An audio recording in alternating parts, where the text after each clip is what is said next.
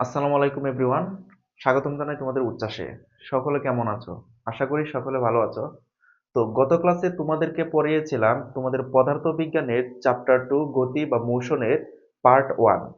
Part 1 আমরা কি পড়েছিলাম? পার্ট 1 আমরা পড়েছিলাম হচ্ছে তোমাদের ভেক্টর রাশি, স্কেলার রাশি, গতি কি, গতির প্রকারভেদ, সরণ, ত্বরণ, বেগ, দ্রুতি, দূরত্ব এবং হচ্ছে তাদের একক আর হচ্ছে মাত্রা।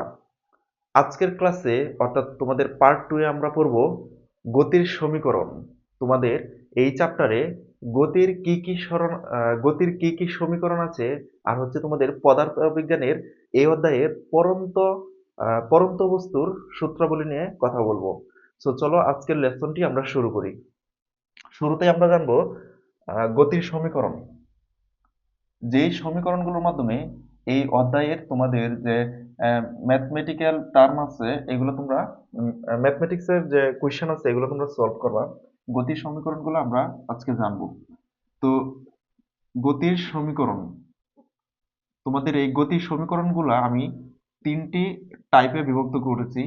এই তিনটি টাইপ তোমাদেরকে আজকে আমি দেখিয়ে দেব, যে তিনটি টাইপের উপর বেস করে তোমরা তোমাদের আহ, অঙ্কগুলা এই অধ্যায়ের উপর সিকিউ বা সৃজনশীলে যে জটিল ম্যাথগুলো আসে এগুলো তোমরা সমাধান করবা।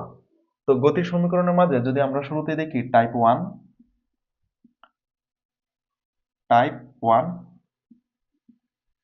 ওয়ানটা হচ্ছে, মনে করো কোনো একটা গতিশীল বস্তুর ত্বরণ শূন্য। কথাটা মানে কি? কথাটার মানে হচ্ছে, মনে করো একটি গাড়ি চলতেছে, তার ত্বরণ শূন্য। কেন শূন্য?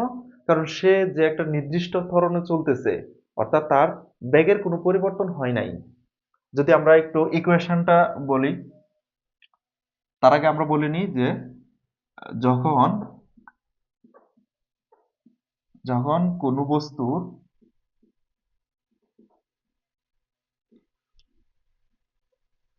যখন কোনো বস্তুর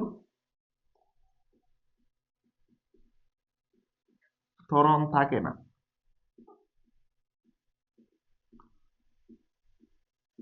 যখন কোনো বস্তুর ত্বরণ থাকে না, কথাটা মানে কি? কথাটার মানে হচ্ছে এর মান কত? শূন্য। আচ্ছা, এর মান শূন্য, তাহলে বুঝতেই পারছো এখানে বেগের পরিবর্তন নেই। অর্থাৎ বেগটা একটা সমবেগে চলতেছে। গতির এই অধ্যায়ে পার্ট ওয়ানে আমরা পড়েছিলাম ত্বরণের সমীকরণ কি? a is equal to v minus u by t। এখন এই কন্ডিশনে যে যখন কোনো বস্তু ত্বরণ থাকে না, মনে করো একটি গাড়ির ত্বরণ নেই, সেক্ষেত্রে এর মান কত? শূন্য। আমরা যদি এর মানটা বসাই শূন্য, v minus u by t, এটাকে যদি আমরা সমাধান করি তাহলে কত হয়? ভি মাইনাস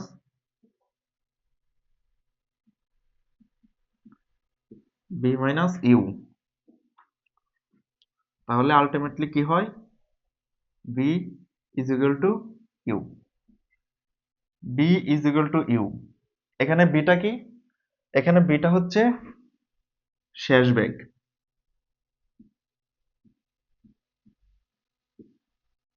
এখানে বিটা হচ্ছে শেষ বেগ। আর ইউটা কি? ইউটা হচ্ছে আদি বেগ। যখন কোনো বস্তুর ত্বরণ থাকে না, অর্থাৎ এ ইজ ইকুয়াল টু জিরো, তখন বস্তুটির আদিবেগ সমান শেষ বেগ। মানে হচ্ছে ত্বরণ শূন্য অবস্থায় একটি গতিশীল বস্তুর আদিবেগ যা ছিল শেষ বেগ তাই হবে। অর্থাৎ বস্তুটি সমবেগে চলছে। বস্তুটির প্রারম্ভিক বেগ এবং বস্তুটির চূড়ান্ত বেগ একই, যেটা হচ্ছে v is equal to u বা u is equal to v. বস্তুটির আদিবেগ শেষ বেগ সমান। এই শর্তে তখন বস্তুটির অতিক্রান্ত দূরত্ব কত হবে? এ থেকে এ বিন্দু থেকে বি বিন্দুতে একটি গাড়ি শূন্য ত্বরণে চলছে।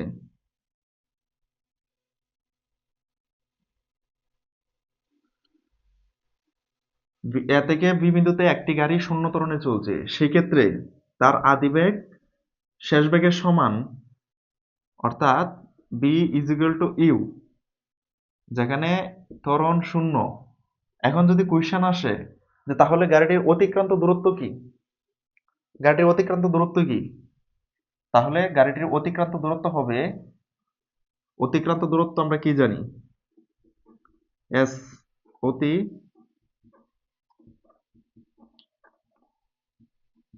অতিক্রান্ত দূরত্ব এস ইজ ইকুয়াল টু কি হবে, ভিটি, এস ইজ ইকুয়াল টু ভিটি। এই যে সমীকরণটা, এটা কখন হবে, যখন কোনো একটা গাড়ির ত্বরণ থাকে না, অর্থাৎ ত্বরণ শূন্য, সেক্ষেত্রে গাড়িটির আদিবেগ শেষ বেগ সমান, কারণ গাড়িটির বেগের কোনো পরিবর্তন নেই। এই শর্তে গাড়িটির অতিক্রান্ত দূরত্ব যদি বলে, তাহলে গাড়িটির অতিক্রান্ত দূরত্বের ফর্মুলা কি হবে, এস ইজ ইকুয়াল টু ভিটি। এখন মনে করো তোমার কোয়েশ্চেনে যখন বলা হবে সমবেগে চলমান,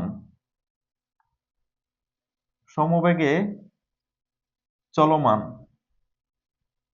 সমবেগে চলমান কোনো বস্তুর, গতিশীল বস্তুর বা কোনো গাড়ির অতিক্রান্ত দূরত্ব কত, সেক্ষেত্রে আমরা এই সমীকরণটা ইউজ করব, এস ইজ ইকুয়াল টু ভিটি। এই সমীকরণটা ইউজ করব, যেখানে বি এর মান, অর্থাৎ শেষ বেগ আদি বেগ একই। আবার যদি তোমাকে কোয়েশ্চেন করা হয় যে সমবেগে চলমান একটি গাড়ির অতিক্রান্ত দূরত্ব 2 মিটার, বেগটা হচ্ছে 3 মিটার/সেকেন্ড, গাড়িটি 2 মিটার পথ অতিক্রম করতে অতিক্রান্ত সময় বের করো, সেক্ষেত্রে কোন ইকুয়েশন বসাবো, এটা। কেন এটা বসাবো, কারণ কোয়েশ্চেনে বলে দিচ্ছে সমবেগে চলমান, অর্থাৎ গাড়িটির কোনো ত্বরণ নেই, গাড়িটির বেগের কোনো পরিবর্তন নেই, যে প্রারম্ভিক যে বেগ দিয়ে শুরু করছিল, আদিবেগ যা ছিল, শেষ বেগ কিন্তু তাই, যে কারণে এই এস ইকুয়াল টু ভিটি সমীকরণটা ব্যবহার করা হয়েছে। তাহলে তোমরা নিশ্চয়ই বুঝতে পারছো কখন তোমরা এস ইকুয়াল টু ভিটি ইকুয়েশনটা ইউজ করবা, যখন সমবেগ কথাটা উল্লেখ থাকবে, অথবা বলা হবে যে বেগের কোনো পরিবর্তন হয়নি, অথবা এটাও বলা হতে পারে যে কোনো গাড়ির ত্বরণ শূন্য, অর্থাৎ ত্বরণ থাকে না। তো এই গেল তোমাদের টাইপ 1। আশা করি তোমরা সকলে বুঝতে পারছো। এখন আমরা দেখব টাইপ 2, গতির আরেকটি সমীকরণ, type 2।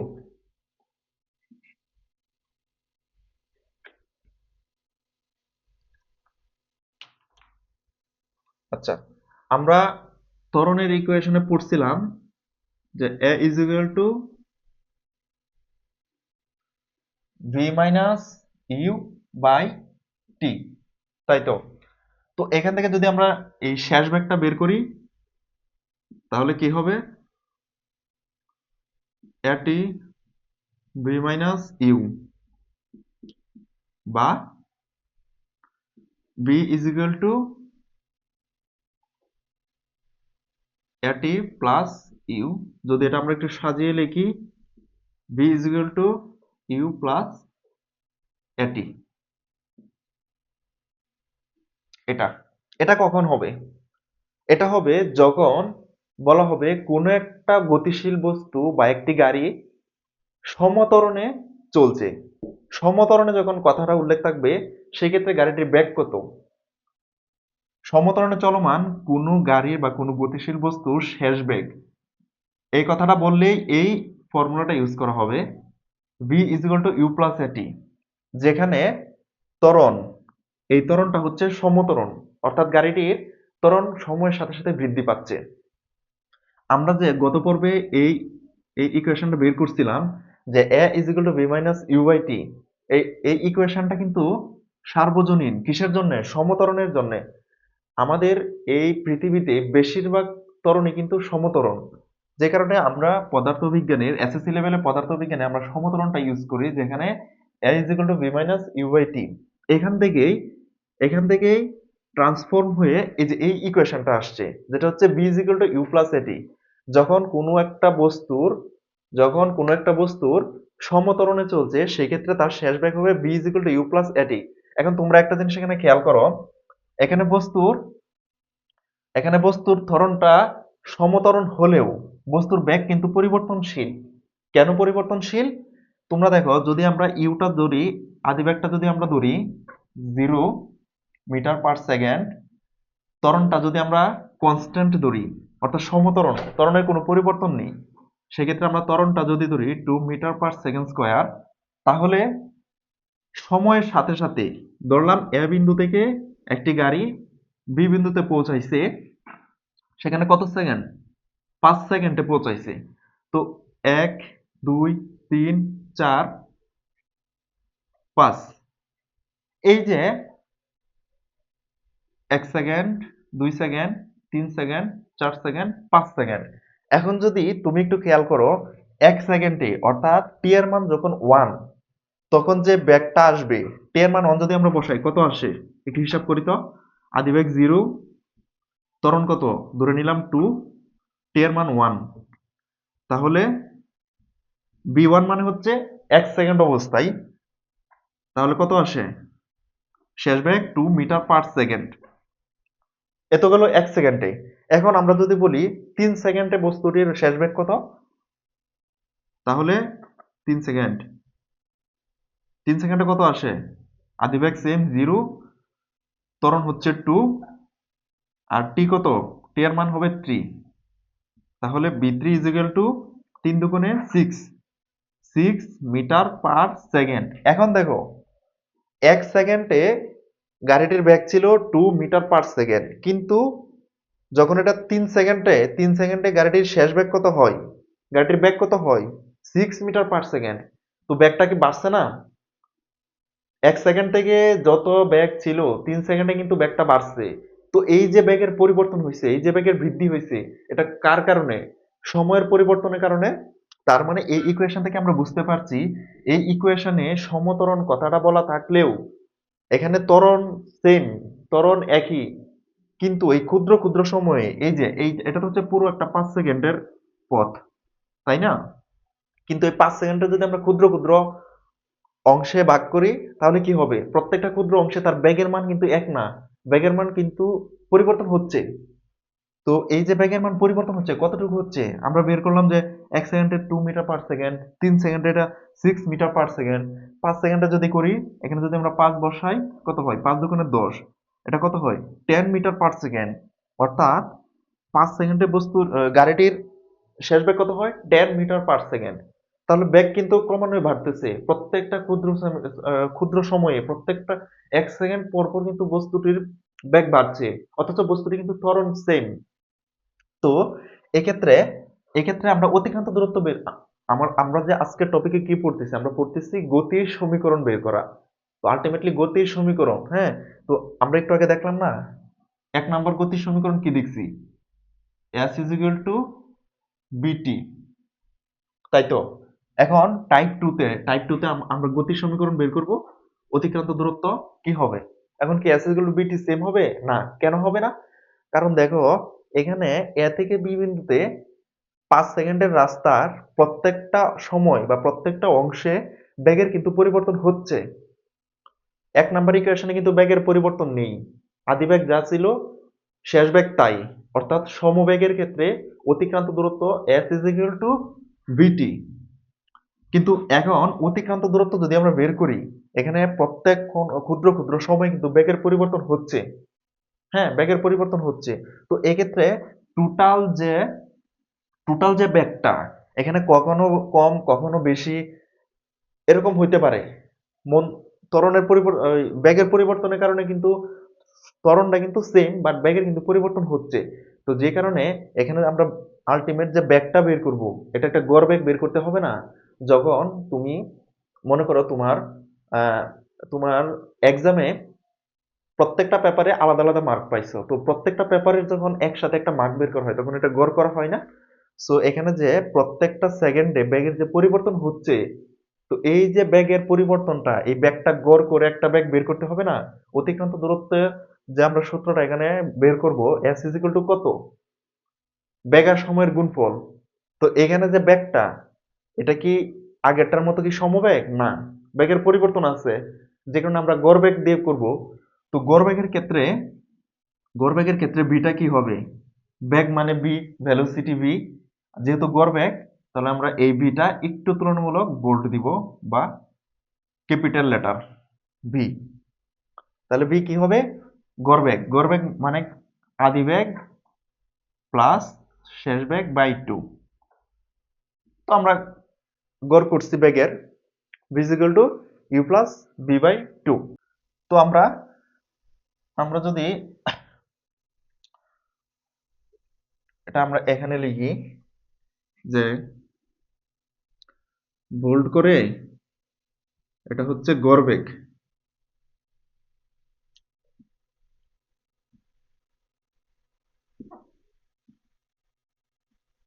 গড়বেগ v is equal to আদি বেগ প্লাস শেষ বেগ বাই 2। এখন এখন একটু খেয়াল করো, এই যে আমরা গড়বেগটা বের করব, এখানে ইউ যেমন আছে তেমন বি আমরা কি জানি? এই যে শেষ বেগ, শেষ বেগের আমরা কি জানি? আমরা তো হচ্ছে এই সমীকরণ থেকে, অর্থাৎ প্রথম কন্ডিশন হচ্ছে সমত্বরণে চলমান কোনো একটা গতিশীল বস্তু বা কোনো একটা গাড়ির ক্ষেত্রে অতিক্রান্ত দূরত্ব বের করতেছি। তো এই অতিক্রান্ত দূরত্ব বের করার জন্য আমরা কি ফর্মুলা ইউজ করব সেটাই বের করতেছি। তো এখানে আমরা বি এর মান কি অন্য আগেরটা যে পড়ছিলাম ওইখান থেকে আনবো না, এখান থেকে নিব। তো সেটা কত? এই যে প্রথমত হচ্ছে এটা হচ্ছে, এই সমীকরণটা হচ্ছে সমত্বরণের সমত্বরণের বেলায় হচ্ছে এই সমীকরণ। তো সমত্বরণের বেলায় অতিক্রান্ত দূরত্বের ক্ষেত্রে বি এর মান তো এখান থেকে নিব, তাই না? তো বি এর মান যদি আমরা বসাই কি হবে? B is equal to u plus a t, b is equal to u plus এটি। এটা হচ্ছে যে আমরা বি এর মান বসাইলাম ডিভাইডেড বাই 2। আচ্ছা, এখন যদি আমরা সমাধান করি কি হয়? সমাধান যদি করি তাহলে, আচ্ছা এখন যদি এটা আমরা সমাধান করি তাহলে কি হয়?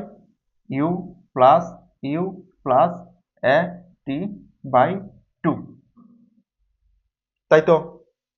ইউ প্লাস, এটা যদি আমরা ভাঙাই তাহলে ইউ প্লাস এটি বাই 2, তাহলে 2u প্লাস এটি বাই 2।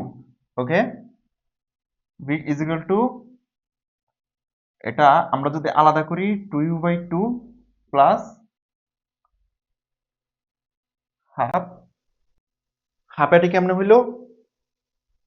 এটির সাথে যদি 1 গুণ দেই, এটি বাই 2, মানে এটাকে আমরা লসাগু আকারে লিখছি। আচ্ছা এখানে হচ্ছে 2 2 কাটা, 2 2 কাটা হলে কি থাকে?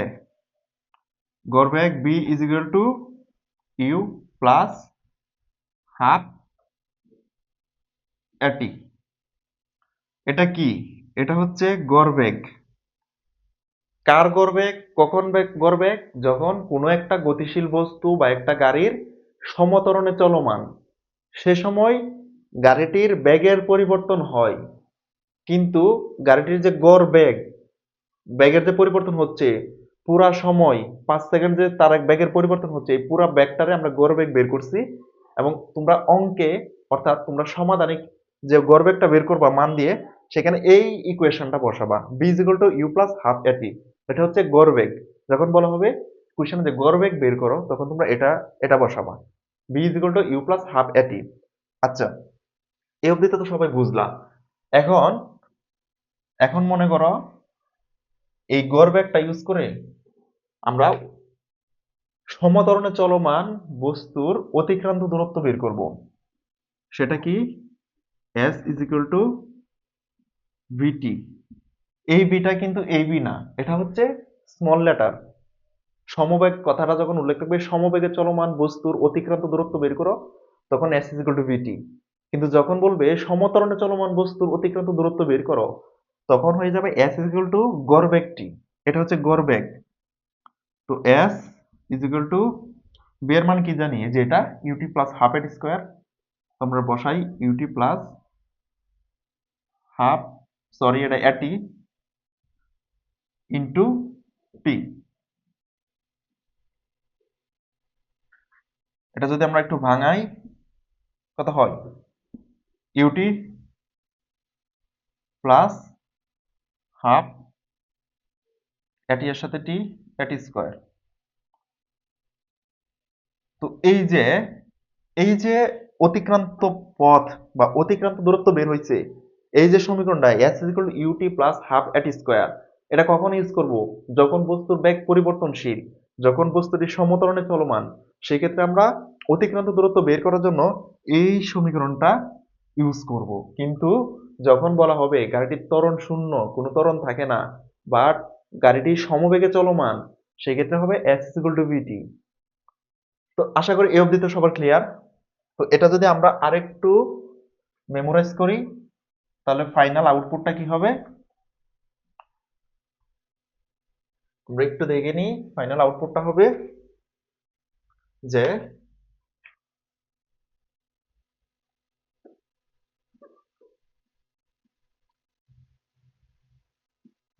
সমবেগ সমবেগে চলমান বস্তুর অতিক্রান্ত দূরত্ব s vt, যেখানে b হচ্ছে শেষ বেগ, t হচ্ছে সময়। আর যখন বলবে সমতরণে চলমান, সমতরণে চলমান বস্তুর অতিক্রান্ত দূরত্ব বের করো, তখন s ut plus half at square. তো আশা করি এই দুইটা ফর্মুলা তোমরা বুঝতে পারছো কখন এই দুইটা ফর্মুলা ইউজ করা হয়। আবার গড়বেগ যদি বলা হয় কোনো একটা গতিশীল বস্তুর, সমতরণে গতিশীল বস্তুর গড়বেগ বের করো, তখন capital V is equal to u plus half at. তো আশা করি সবাই বুঝতে পারছো। তো এই তিনটাই কোয়েশ্চেন মনে রাখবা। কখন সমবেগের বেলায় অতিক্রান্ত দূরত্ব s vt কখন ইউজ করো, যখন সমবেগ কথাটা উল্লেখ থাকবে কোয়েশ্চেনে। কখন হচ্ছে s is equal to u t plus half এটি ইউজ করবা, যখন হচ্ছে সময়ের সাথে সাথে বস্তুর বেগের পরিবর্তন হয়, অর্থাৎ সমতরণে চলমান টি এর মান দেওয়া থাকবে, সেক্ষেত্রে হচ্ছে তোমরা s is equal to u t plus half এটি ইউজ করবা। আবার গড়বেগ capital B is equal to u t plus half a t. আর হচ্ছে ত্বরণ থাকে না, অর্থাৎ তোমার এই এই সমতরণের ক্ষেত্রে হচ্ছে বেগ, শেষ বেগ তোমরা বের করবা v is equal to u plus এটি। তো বুঝতে পারছো গড় বেগ কখন ইউজ করবা, শেষ বেগ বের করতে কোন ফর্মুলা ইউজ করবা। তো তোমরা এই এই সূত্রগুলো তোমরা মনে রাখবা, এগুলো খুবই ইম্পর্টেন্ট, তোমাদের প্রত্যেকটি ম্যাথে এগুলো ইউজ করা হবে এই চ্যাপ্টারে। এরপরেও আমি তোমাদেরকে বেশ কিছু এক্সাম্পল, তোমাদের টেক্সট বুকের বেশ কিছু এক্সাম্পল আমি সলভ করে দিব এই সূত্রগুলো ইউজ করে, তখন তোমরা অ্যাকচুয়াল যে এই সূত্র যে অ্যাপ্লাই, এটা তোমরা বুঝতে পারবা। সো চলো আমরা নেক্সট হচ্ছে টাইপ 3 তে দেখি তোমাদের গতিক সমীকরণ টাইপ 3। আমরা এখন অবধি দেখলাম টাইপ 1, টাইপ 2, আমরা নেক্সটে দেখবো হচ্ছে টাইপ 3। টাইপ 3 তে কি হয়।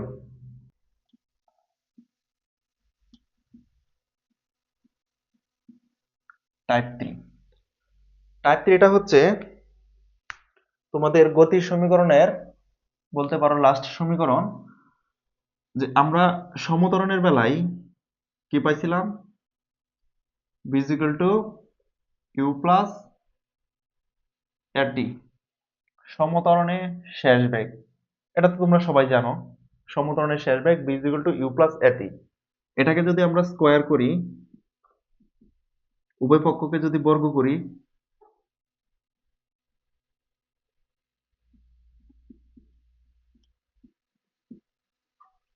Side note,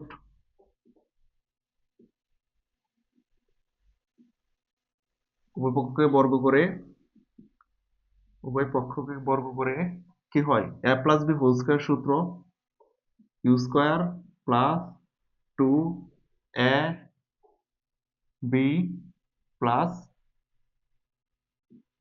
B square, a t whole square মানে স্কোয়ার টি স্কোয়ার, বা b square is equal to u square plus, এখান থেকে কি কমন নিতে পারি, এখান থেকে আমরা 2a কমন নিতে পারি। তাহলে কি থাকে, ইউটি প্লাস এ একটা চলে গেছে, একটা আছে, আর হচ্ছে টি স্কোয়ার। এখন দেখো তো এটা সমতায় আসছে, এই লাইনে কি সমতায় আসছে? আসে নাই। কেন আসে নাই? এখানে 2 আছে, 2 কমন নিছি, ঠিক আছে, কিন্তু এখানে কি 2 আছে? এখানে তো 2 নেই, কিন্তু এখানে 2 কমন নিছি, তো এটা সমতা করতে হবে না, যে কারণে 1/2 দিলাম, 1/2। তো এখন দেখো 2a UT, 2a UT, 2a UT মিলছে, ওকে।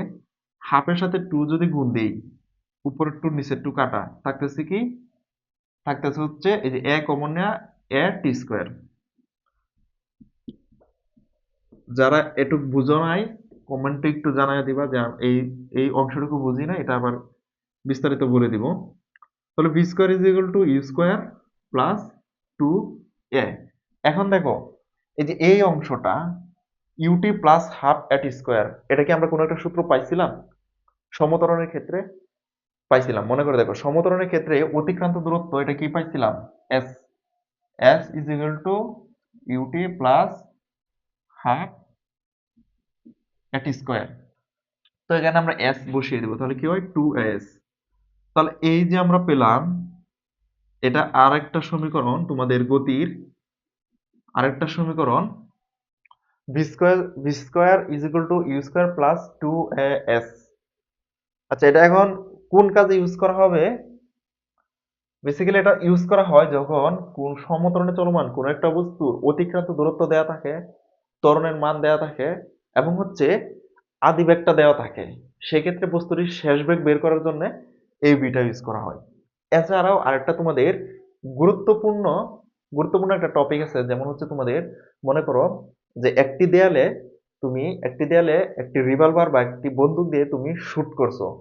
তো এই রিভলভার থেকে, বন্দুক থেকে যে গুলিটা বের হইছে, সেটা দেয়ালে আঘাত করে কতটুকু পথ অতিক্রম করছে, বা তুমি একটা বল দেয়ালে ছুঁড়ে মারলা, তো সেই বলটা দেয়ালটাকে আঘাত করে কি ফেরত আসছে, অথবা দেয়ালটাকে ভেদ করে ভিতরে চলে গেছে, তো কতটুকু ভেতরে গেছে। তো এই যে কতটুকু ভেতরে গেছে, অতিক্রান্ত পথ বা অতিক্রান্ত দূরত্ব, এইটা বের করার জন্য এই ফর্মুলাটা সবচাইতে বেশি ইউজ করা হয়, এবং এটার বিকল্প কোনো কিছু নেই। আলটিমেটলি বুলেট রিলেটেড ম্যাথ গুলা তোমাদের সলভ করতে অবশ্যই অবশ্যই v square is equal to u square plus 2as এই ফর্মুলাটাই লাগবে। সো তোমরা এই ফর্মুলাটা খুব মনোযোগ সহকারে মনে রাখবা। যেমন যদি আমি তোমাদেরকে একটা এক্সাম্পল দিই,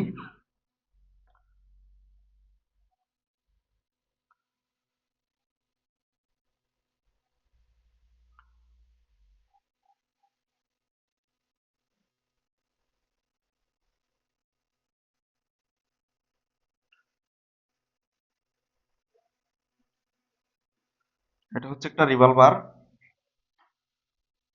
কি আদৌ বন্দুক হয়েছে? আচ্ছা, যাই হোক, বুঝতে পারলেই হলো। তো এখান থেকে বুলেটটা একটু শার্প করে দিই। তো এখান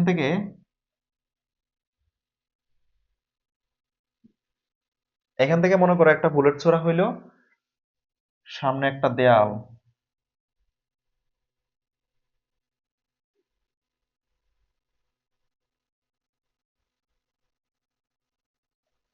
সামনে কি, সামনে একটা দেয়াল।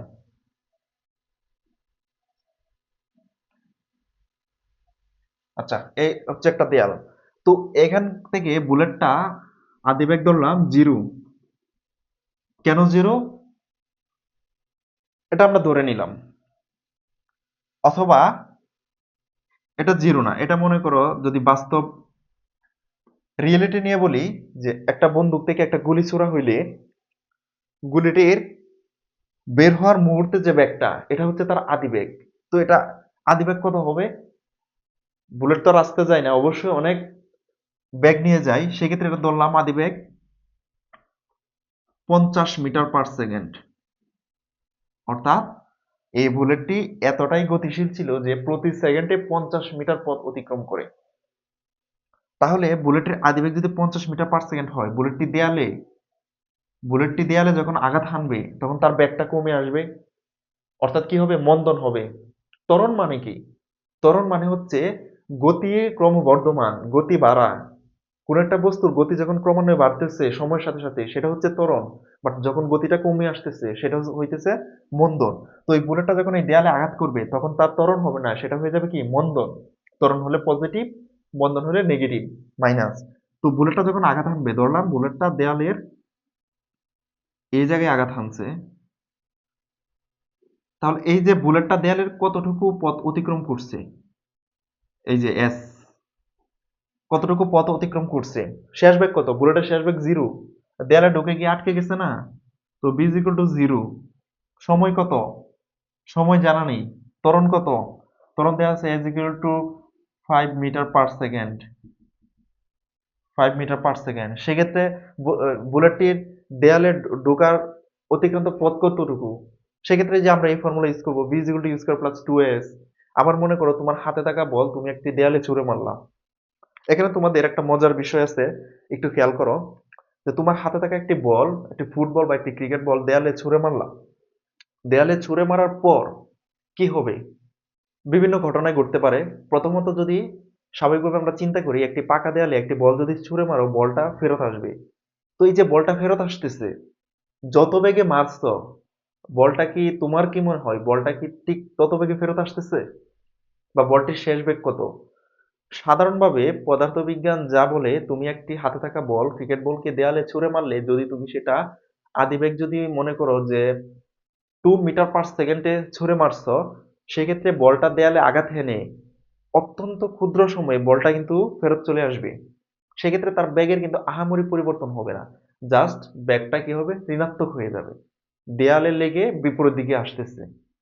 বেগ যেহেতু একটি ভেক্টর রাশি, আমরা জানি বেগের দিক আছে। তো যখন তুমি বলটা ছুঁড়ে মারছো সামনের দিকে, সেটা পজিটিভ বেগ নিয়ে যাচ্ছে 2 মিটার/সেকেন্ড। যখন দেয়ালে আঘাত করে বলটা ফেরত আসতেছে, তখন তখন সেটা শেষ বেগ হয়ে যাবে -2 মিটার/সেকেন্ড। এটা তোমাদের তেমন একটা ইম্পর্টেন্ট না, বাট তোমাদের একটা বেসিক কনসেপ্ট, তোমরা এটা মনে রাখবা। তোমাদের কোশ্চেন যদি কখনো কেউ করে যে, আচ্ছা ঠিক আছে, তুমি তো সায়েন্সের স্টুডেন্ট, তুমি তো পদার্থবিজ্ঞান খুব ভালো পারো, তো মনে করো তোমার হাতে থাকা একটি বল দেয়ালে ছুঁড়ে মারলা 5 মিটার/সেকেন্ডে, বলটি আবার দেয়ালে আঘাত করে ফেরত আসলো, তো বলটির বেগ কত, শেষ বেগ কত? সেক্ষেত্রে তোমার অনেস্ট আনসার হবে -5 মিটার/সেকেন্ড। কেন?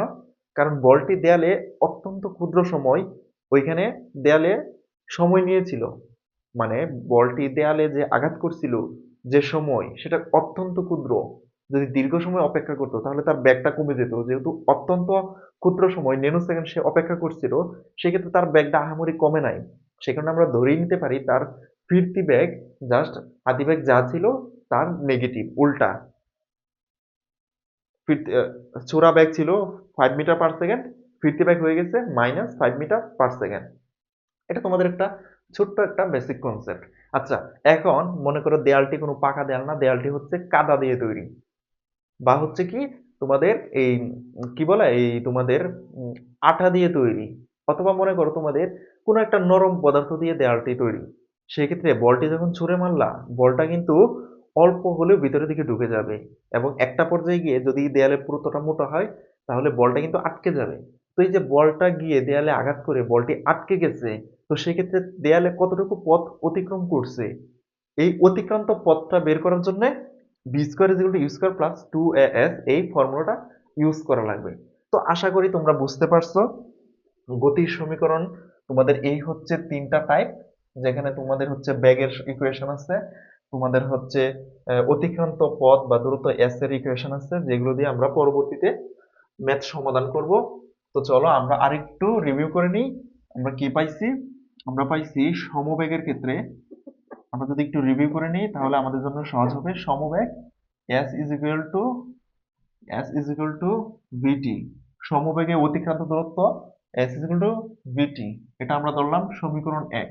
আবার যখন বলবে সমত্বরণ, যখন বলবে সমত্বরণ, সেই ক্ষেত্রে অতিক্রান্ত দূরত্ব হয়ে যাবে s is equal two ut plus half half at square. হ্যাঁ, এটা ধরলাম সমীকরণ 2।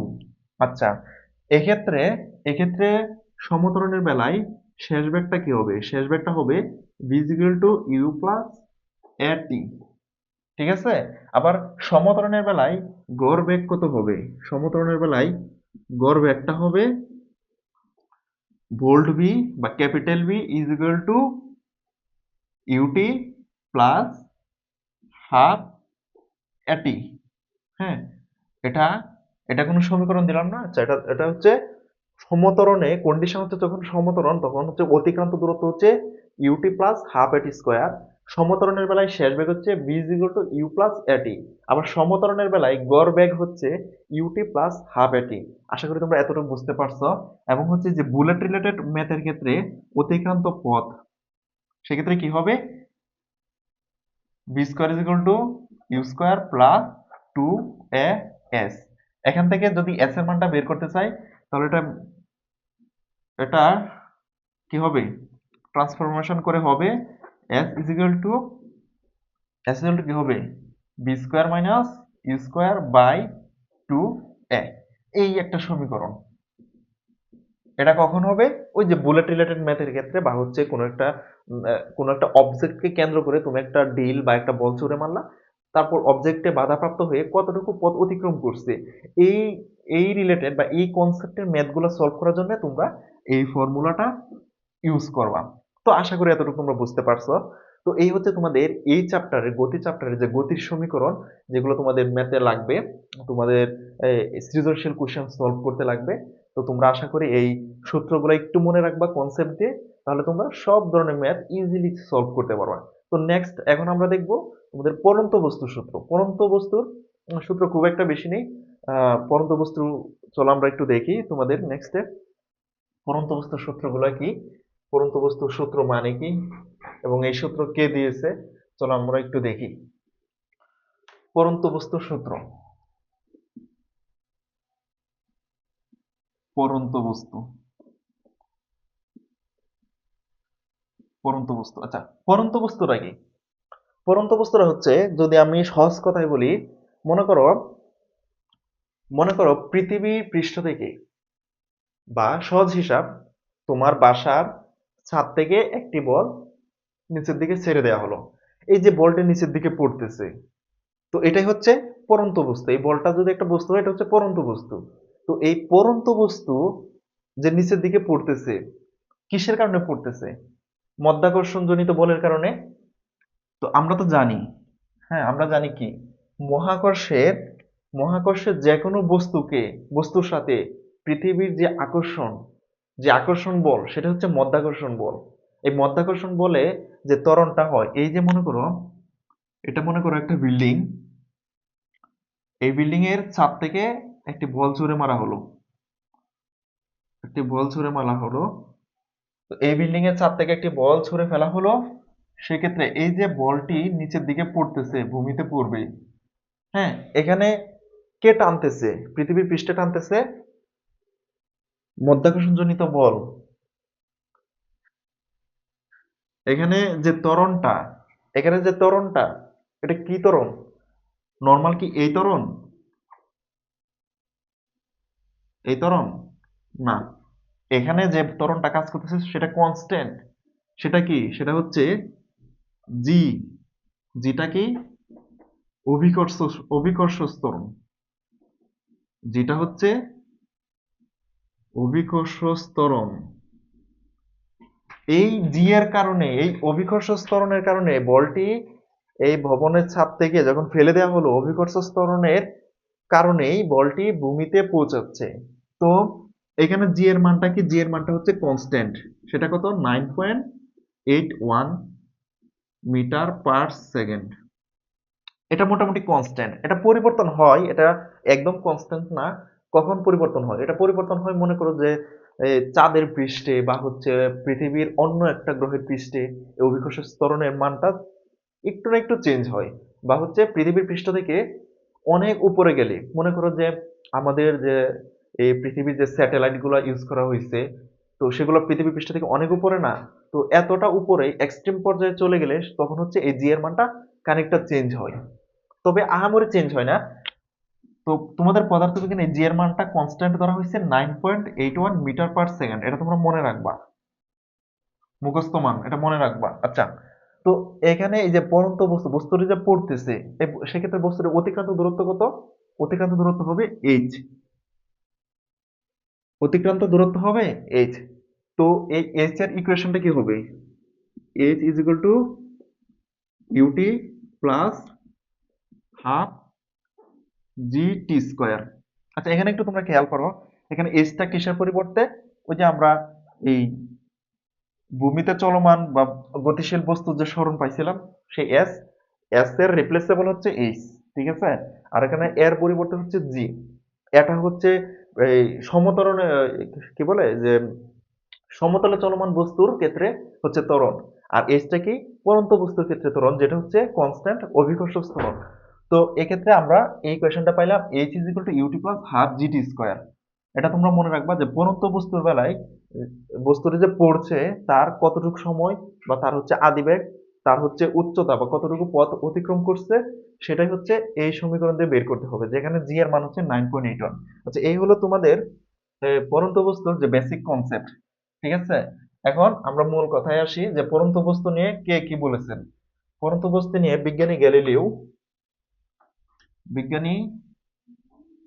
গ্যালিলিও তোমাদের পদার্থবিজ্ঞানের প্রথম চ্যাপ্টারে আমি বলেছিলাম যে গ্যালিলিও হচ্ছে পদার্থবিজ্ঞানের জনক। এই গ্যালিলিও পরন্ত বস্তু নিয়ে তিনটি সূত্র দিয়েছেন। প্রথম সূত্র হচ্ছে স্থির অবস্থান হতে পরন্ত বস্তু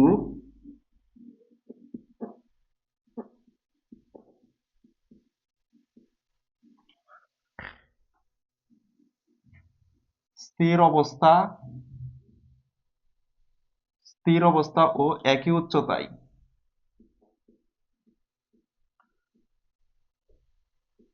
স্থির অবস্থা ও একই উচ্চতা হতে পরন্ত দুইটি বস্তুর স্থির অবস্থা এবং একই উচ্চতা হতে পরন্ত দুইটি বস্তু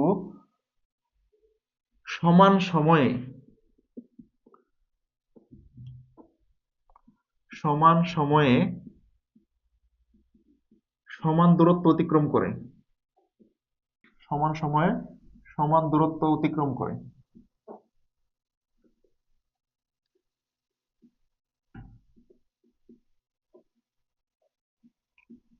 আচ্ছা, এই বিজ্ঞানী গ্যালিলিওর এই সূত্রটার মানে কি?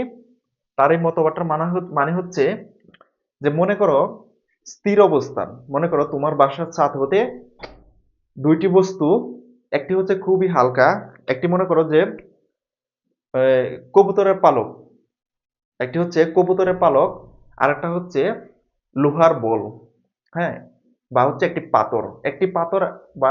পাথর আর হচ্ছে একটি কবুতরের পালক তোমার ভবনের ছাদ হতে ফেলে দেয়া হলো। তোমার ভবনের ছাদটা হচ্ছে স্থির অবস্থা, তো স্থির অবস্থা থেকে একটি পালক আর একটি পাথর ফেলে দেওয়া হলো। তো এই যে দুইটি ভিন্ন ওজনের ভিন্ন ক্যাটাগরি দুইটি বস্তু একই উচ্চতা হতে তোমার ভবনটা কত? তোমার ভবনটা মনে করো যে 2 তলা, সেক্ষেত্রে মনে করো যে এটা হবে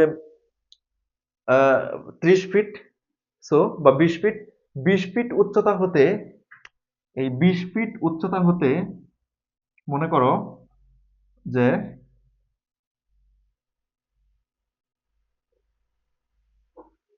হচ্ছে পাথর, এই যে কবুতরের পালক আর হচ্ছে একটি পাথর 20 ফিট উচ্চতা হতে ফেলে দেওয়া হলো একই সময়ে, স্থির অবস্থান হতে ফেলে দেওয়া হলো। তো বিজ্ঞানী গ্যালিলিও প্রথম মতবাদে এটাই বলেছেন যে যদি বিনা বাধায় পড়ন্ত, এখানে একটি কথা আছে, এখানে এখানে আমি একটা জিনিস একটু মিস করেছি, যে স্থির অবস্থানে একই উচ্চতা হতে বিনা বাধাই, এটাই হচ্ছে মেইন বিষয়। বিনা বাধাই, বিনা বাধাই মানে কি? তো প্রকৃতিতে কিন্তু বাতাসের চাপ আছে, হ্যাঁ, বিভিন্ন বিভিন্ন এলিমেন্টের চাপ আছে, কিন্তু এখানে বিজ্ঞানী গ্যালিলিও কি বলছে? বিনা বাধায়, কোনো ধরনের বাধা থাকবে না। তুমি এটা বাস্তবে এটা সম্ভব না, এটা তুমি কল্পনা করো। যে বিনা বাধায় পড়ন্ত, এখানে বাতাসের কোনো বাধা নেই, এখানে বায়ুমণ্ডলে কোনো চাপ নেই, এখানে আর্দ্রতার কোনো প্রেসার নেই, অর্থাৎ বিনা বাধায় পড়ন্ত দুটি বস্তু স্থির অবস্থান থেকে পড়তেছে, একটা ওজন খুব বেশি আর একটা খুবই হালকা। এরপরেও বিনা বাধায় পড়ন্ত এই দুটি বস্তু একই সময়ে এই ভূমিতে আঘাত হানবে। এটা কি বাস্তবে কোনোদিন সম্ভব? চেক করো তো, একটি পাথর আর একটি কবুতরের পালক উপর থেকে ছেড়ে দিলা, সেক্ষেত্রে পালকটি অনেক দেরিতে পড়বে, পালকটি বাস্তবে কততে পড়বে? ধরলাম পালকটি পড়তে সময় নিল 20 সেকেন্ড, আর পাথরটি পাথরটি 1 সেকেন্ড বা 1.5 সেকেন্ড। এটা হচ্ছে বাস্তব। বাট বিজ্ঞানী গ্যালিলিও তার মতবাদে এটা বলেছে, যদি কোনোভাবে বাধাটা উপেক্ষা করা যায়, কোনো ধরনের বাধা থাকবে না, সেক্ষেত্রে পাথর আর হচ্ছে পালকটি একই সময়ে, একই স্থানে, একই সময়ে, একই, অর্থাৎ সমান দূরত্ব অতিক্রম করবে। তো এটা প্রমাণ করার জন্য, এটা প্রমাণ করার জন্য একদল গবেষক একটি বায়ুশূন্য ঘর বানাইছে। সেটা তোমরা ইউটিউবে সার্চ দিলে দেখতে পারবা যে এই যে বিজ্ঞানী গ্যালিলিও এর এই মতবাদটা, ১ নং সূত্রটা বা ১ নং মতবাদটা বাস্তবে প্রমাণ করার জন্য তারা একটি বায়ুশূন্য, হ্যাঁ, বায়ুর চাপ শূন্য, তারা একটা পরিবেশ তৈরি করছে, এবং পরিবেশ তৈরি করে সেখানে তারা একটি আপেল আর একটি হচ্ছে পালক একই সাথে ফেলছে উপর থেকে, এবং সত্যি সত্যি দেখা গেছে যে এই আপেলটি আর পালকটি একই সময়ে সমান পথ অতিক্রম করছে। তো এটা অবিশ্বাস্য, কিন্তু এই অবিশ্বাস্যটাকেই বিশ্বাসযোগ্য করে তুলছে একদল গবেষক। আচ্ছা, এই হলো বিজ্ঞানী গ্যালিলিওর প্রথম সূত্র, যে স্থির অবস্থা ও একই উচ্চতা হতে বিনা বাধায় পড়ন্ত দুটি বস্তু সমান সময় সমান দূরত্ব অতিক্রম করে। এটা তিনি তার মতবাদে বলে গেছে, তবে সেটা বাস্তবে বাস্তবে প্রমাণ করছে একদল গবেষক। তোমরা ইউটিউবে সার্চ করলে সেটা দেখতে পারবা, খুবই ইন্টারেস্টিং বিষয়। আচ্ছা, এখন আমরা ২ নম্বর সূত্রটা দেখি। ২ নম্বর সূত্রটা কি? ২ নম্বর সূত্রটা হচ্ছে, স্থির অবস্থা হতে স্থির অবস্থা হতে বিনা বাধায় পড়ন্ত, স্থির অবস্থা হতে বিনা বাধায় পড়ন্ত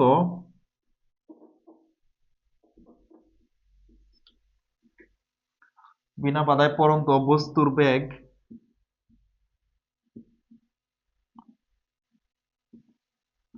বস্তুর বেগ স্থির অবস্থান হতে বিনা বাধায় পড়ন্ত নির্দিষ্ট সময়ে বস্তুর বেগ, এটা হবে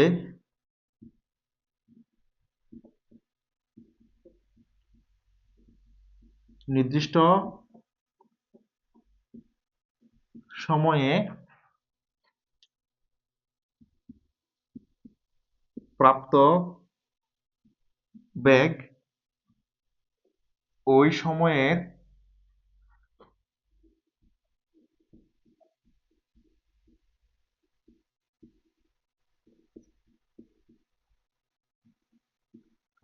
সমানুপাতিক। বিজ্ঞানী গ্যালিলিও এর দ্বিতীয় মতবাদটা কি বলে? স্থির অবস্থা হতে বিনা বাধায় পড়ন্ত নির্দিষ্ট সময়ে, নির্দিষ্ট সময়টা কত? ধরে নিলাম টি, নির্দিষ্ট সময়ে প্রাপ্ত বেগ, বেগটা কত? ভি, ওই সময়ের সমানুপাতিক, অর্থাৎ ভি সমানুপাতিক টি। সময় যত বাড়বে বেগ তত বাড়বে। তো এটা তো তুমি স্বাভাবিকভাবে চিন্তা করতে পারো, ৫ তলা একটি ভবন থেকে একটি পাথর ছুঁড়ে মারা হলে তার ভূমিতে পৌঁছাইতে তার শেষ বেগ যত হবে, ১০ তলা ভবন থেকে ওই একই পাথরকে যদি ছুঁড়ে ফেলা হয়, তাহলে তার বেগটা বাড়বে না? কেন বাড়বে? কারণ ৫ তলা থেকে নিচে পড়তে তার সময় লাগছে মাত্র ২ সেকেন্ড। ১০ তলা ভবন থেকে তার পড়তে কত লাগবে? দ্বিগুণ, ৪ সেকেন্ড। তো সময়টা বাড়তেছে না? তো সময়টা বাড়ার কারণে তার বেগটাও কিন্তু বাড়তেছে। যেই কারণে বি ভেরিসাস টি, এর মানে হচ্ছে টি যত বাড়বে বি তত বাড়বে। তোমরা এটা একটু মনে রাখবা। আর ৩ নাম্বার সূত্র কি বলেছেন? ৩ নাম্বার সূত্র বলেছেন যে স্থির অবস্থা হতে বিনা বাধায়, স্থির অবস্থা হতে বিনা বাধায় পড়ন্ত পড়ন্ত বস্তু, বিনা বাধায় পড়ন্ত বস্তু নির্দিষ্ট সময়ে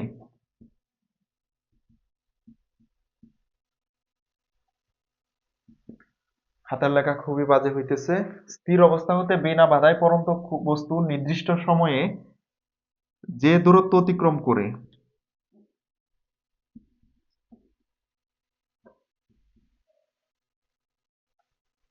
যে দূরত্ব অতিক্রম করে তা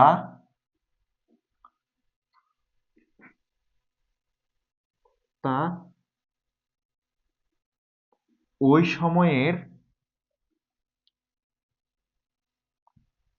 সময়ের বর্গের সমানুপাতিক। বর্গের সমানুপাতিক। আচ্ছা, এটা বুঝে নিও। বর্গের সমানুপাতিক। নির্দিষ্ট সময় টি, দূরত্ব পরন্ত বস্তুর বেলায় এইচ, তা ওই সময়ের বর্গের সমানুপাতিক। কোন সময়? ওই সময়। তার মানে এইচ ভ্যারিসেস টি স্কয়ার। এটাই বলা হয়েছে যে স্থির অবস্থা হতে বিনা বাধায়, প্রথম সূত্রের মতো কোনো ধরনের বাধা থাকবে না, বাতাসের চাপ থাকবে না, বাতাসের বাধা থাকবে না, বায়ুমণ্ডলে কোনো চাপ থাকবে না, স্থির অবস্থা হতে বিনা বাধায় পর্যন্ত নির্দিষ্ট সময়ে যে দূরত্ব অতিক্রম করে তা ওই নির্দিষ্ট সময়ের বর্গের সমানুপাতিক। তাহলে বিজ্ঞানী গ্যালিলিও যে তিনটা সূত্র প্রমাণ, তিনটা মতবাদ দিয়েছেন, এই তিনটা মতবাদ হচ্ছে এই, যেখানে আমরা দুইটি গুরুত্বপূর্ণ, তোমাদের এখান থেকে একটা তোমাদের এমসিকিউ আসে বা আসতে পারে যে নিচে কোনটি বিজ্ঞানী গ্যালিলিও এর দ্বিতীয় সূত্র, পরন্তর দ্বিতীয় সূত্র, সেটা কোনটা? বি ভেরিসেস টি, এটা। যদি বলে নিচের কোনটি বিজ্ঞানী গ্যালিলিও এর তৃতীয় পরন্ত সূত্র, সেক্ষেত্রে কোনটা হবে? এইচ ভেরিসেস টি স্কয়ার। তো এটা তোমাদের এমসিকিউর জন্য খুব গুরুত্বপূর্ণ, তোমাদের এটা আসতে পারে। বিগত প্রিভিয়াস বোর্ডে তোমাদের এখান থেকে এমসিকিউ আসছে, তো তোমরা এটা একটু মনে রাখবা। তো এই হলো তোমাদের পরন্ত বস্তু নিয়ে মোটামুটি যে আলোচনা, যে এই পরন্ত বস্তু সম্পর্কিত যে আহ, উপর থেকে অভিঘর্ষ ত্বরণের প্রভাবে যে বস্তু নিচের দিকে পড়তেছে, সেক্ষেত্রে আসলে কি হতে পারে। আর আমরা শুরুতেই তো পড়লাম যে h is equal to u t plus g t square. তো এই ফর্মুলাগুলো তোমরা একটু মনে রাখবা। তোমাদের নেক্সট ক্লাসে অর্থাৎ পার্ট 3-তে এই আজকে যা যা ইকুয়েশন বের হয়েছে তার উপর নির্ভর করে তোমাদের টেক্সট বুকের অনুশীলনী সলভ করব, একই সাথে প্রিভিয়াস বোর্ডের গুরুত্বপূর্ণ সৃজনশীল এমসিকিউ তোমাদের সলভ করে দেখাবো। এবং একই সাথে তোমরা যদি চাও যে তোমাদের ইম্পর্টেন্ট টপিক বা ইম্পর্টেন্ট এমসিকিউ যেগুলো হচ্ছে পরীক্ষায় আসে এবং হচ্ছে তোমাদের সামনে আসবে, তোমরা যারা এসএসসি 2026, তোমাদের সামনে এসএসসি পরীক্ষা অলরেডি রুটিন প্রকাশ হয়ে গেছে। তোমাদের যদি কোনো ধরনের এই চ্যাপ্টারের উপর সাজেশন প্রয়োজন, তোমরা কমেন্টে জানাতে পারো। এই অধ্যায়ের উপর একদম গুরুত্বপূর্ণ, হ্যাঁ, যেটা হচ্ছে একদম টপ ইম্পর্টেন্ট, যেটা তোমাদের আসবেই আসবে, মাস্ট, তোমরা অ্যাভয়েড করতে পারবো না। সো এই অধ্যায়ের উপর তোমাদের হট সাজেশন আমরা দিয়ে দিব। সো আজকের ক্লাসটি এই অবধি, আশা করি তোমরা ক্লাসটি উপভোগ করেছো। তোমরা আমাদের এই চ্যানেলটি সাবস্ক্রাইব করে রাখবা, তাহলে হচ্ছে পরবর্তী আপডেট ক্লাসগুলোর নোটিফিকেশন পেয়ে যাবা। সো সবাই ভালো থাকো, সুস্থ থাকো, আল্লাহ হাফেজ।